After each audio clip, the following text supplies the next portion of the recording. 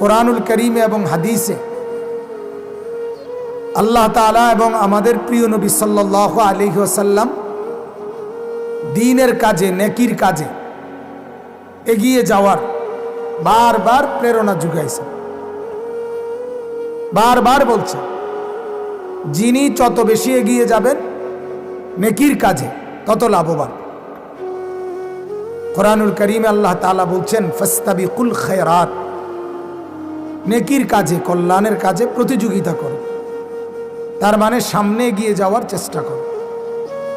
নবীজি বলছেন, বাদিরু বিল আমাল, আমার উম্মত নেক আমলগুলো জলদি জলদি করে নাও, দ্রুত দ্রুত করে ফেলো।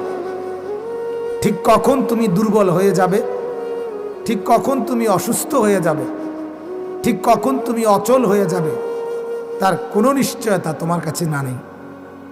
তরতাজা জলজ্যান্ত যুবক হতে পারে পাও ভাঙ্গা অচল, হতে পারে বিকলাঙ্গ, হতে পারে এমন ভারী কোনো অসুস্থতা যার কারণে সব স্বপ্ন, স্বাদ,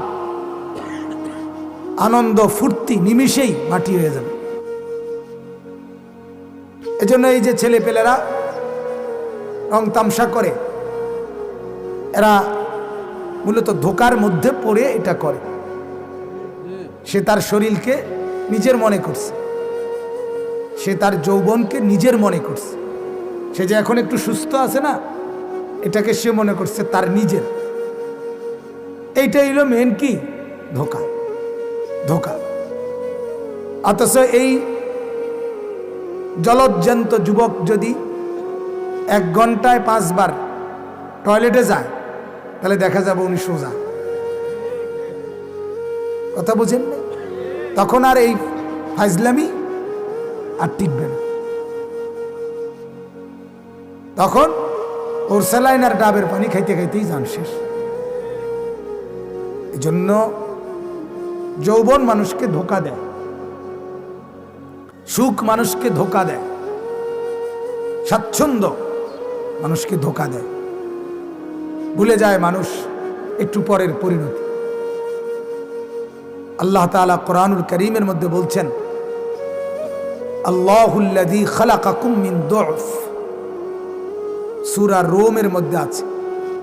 আল্লাহ তাআলা বলেন, আল্লাহই তোমাদেরকে সৃষ্টি করেছেন প্রথম দু'ফ, মানে দুর্বল অবস্থা।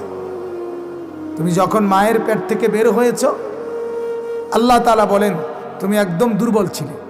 হাত, পাও, চোখ, নাক, কান সবই ছিল, কিন্তু দুর্বল। হাত নাড়তে, পাও নাড়তে পারতা না। সুম্মা জাআলা মিন বা'দি দু'ফিন কুওয়া, আল্লাহ তাআলা বলেন অতঃপর আমি আল্লাহই সেই দুর্বল শরীরে অল্প সময়ের ব্যবধানে কুওয়াত, শক্তি দান করেছি। আবার আল্লাহ তাআলা বলেন, সুম্মা জাআলা মিন বা'দি কুওয়াতিন দু'ফান ওয়া শাইবা, পুনরায় আমি আল্লাহই আবার সেই সবল, শক্তি, সামর্থ্যবান যৌবনের শরীর অল্প কিছুদিনের ব্যবধানে বানিয়ে ফেলব দুর্বল এবং বৃদ্ধ। একই দেহ, হাত হাতের জায়গাতেই আছে, পাও পাগের জায়গাতেই আছে, কিন্তু এই গত 20 বছর আগের সেই শক্তি, এনার্জি এটা নাই। হাত আছে কিন্তু শক্তিটা নাই, পাও আছে কিন্তু শক্তিটা নাই, শরীর আছে কিন্তু রাত জাগার সেই শক্তি, সারা পৃথিবী দৌড়াবার সেই শক্তি আর নাই। এটাই বাস্তবতা।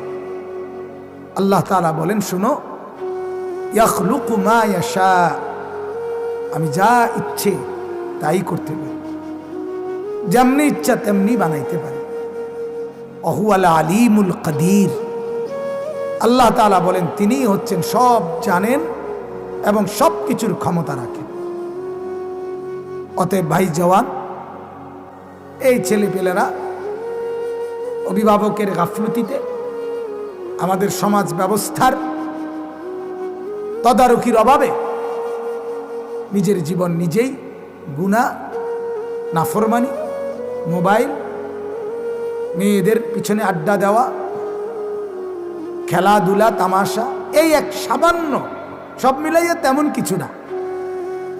1 কোটি ছবি দেখলেও সে জানে কোনো ফায়দা নাই, তার উপভোগ করার কোনো সুযোগ নেই। সারা পৃথিবীর সমস্ত খেলোয়াড়ের খেলা দেখলেও সে বুঝে এতে তার কোনো উপকার নেই, তার শরীরের কোনো কিছু নেই, তার কোনো ফায়দা আসবে না। হয় টাকা খরচ হবে, নয়তো যৌবনের শক্তি নষ্ট হবে। লস ছাড়া, খাসারা, ক্ষতি ছাড়া অন্য কিছুই নেই, লাভের কিছুই নেই। কিন্তু এরপরেও চতুর্দিকের সকলের সীমাহীন অবহেলার কারণে এক আদরের সন্তান, এক সুন্দর সন্তান অনাদরে অবহেলায় ফেলে রাখার কারণে নষ্ট হয়ে যায়। যেমন একটা খাট, পালং, সোফা, এটা যেমন অনাদরে অবহেলায় ফেলে রাখলে লোহা পর্যন্ত নষ্ট হয়ে যায়, গলে যায়, এই তরতাজা মুসলমানের ঘরের ছেলে মা বাবার উদাসীনতা, এলাকার মুরব্বীদের উদাসীনতা, কারো তদারকির অভাবে নিজে নিজে নিজের বুঝে নিজে চলে, নিজে যা মন চায় তাই খায়, নিজের যা মন চায় তাই পড়ে, নিজের যা মন চায় তাই উপভোগ করে। ফলে একদিন দেখা যায় মানুষের আর সুরত থাকে না, থাকে না, ইনসান আর ইনসান থাকে না, হাইওয়ান আর জানোয়ার হয়ে যায়। দিল থাকে কিন্তু বোঝে না, কান থাকে কিন্তু শোনে না, চোখ থাকে কিন্তু দেখে না, জানোয়ার হয়েছে। এজন্য বাপ বহুত জরুরি বিষয়। আমি ছোট্টবেলার থেকে আজকে পর্যন্ত আমার ছোট্ট বুঝ এখন আইসা একজন উপযুক্ত মাথার উপরে ছায়া যার নাই, তার আসলে পৃথিবীতে কিছুই নেই, কিছুই নেই। একবার পানি খায়, একবার মদ খায়,